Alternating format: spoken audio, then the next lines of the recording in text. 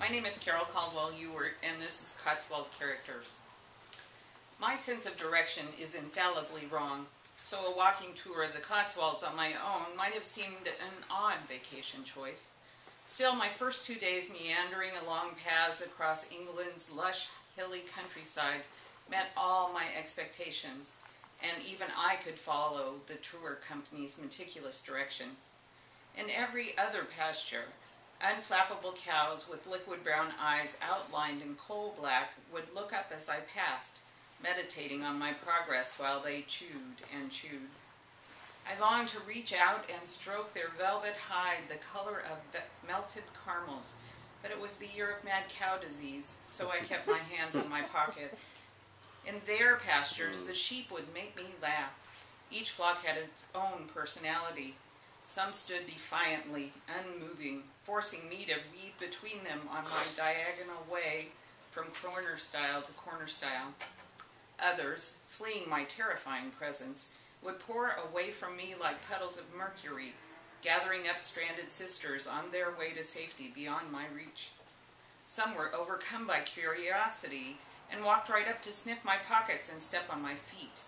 But every eye was on me, and all would talk to each other in nasal, gossipy tones that I could nearly understand. "Bah," one would grumble. "Bah, ah, bah," her sisters would respond. "She'll never get there at that pace," I imagined one fat ewe was saying. "It's those heavy boots," chimed in the flock's walking expert. What was she thinking, dragging them all the way from America? By then I agreed. A pea-sized blister earned in London's Victoria and Albert Museum had swollen to fill my boot like a sixth toe, and I was struggling to maintain any kind of pace at all. I missed lunch because the one tea room along my path was closed when I finally found it, and it was nearly dark when I straggled into the White Lion Inn. "There you are, ducks," said the barmaid. I was getting worried. "Here's your key. Your room is right on through to the back, across the garden and up the stairs. Come back after you're settled and I'll pull you a pint." In the garden I found another flock of smokers. Like the sheep that had trod on my feet, they were full of questions. "Who are you? Where are you from?" asked a young man whose front teeth had rotted to craggy points.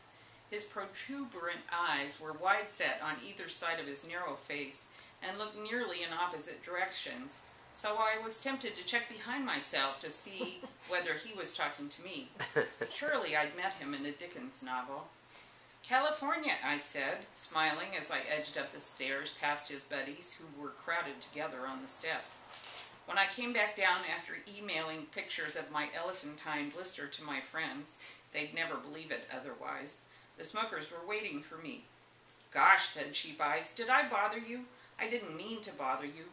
"No," I assured him, and caught sight of the barmaid at the door into the pub. I waved, and she waved. "Can I buy you all a pint?" I asked the flock, and like that I was home.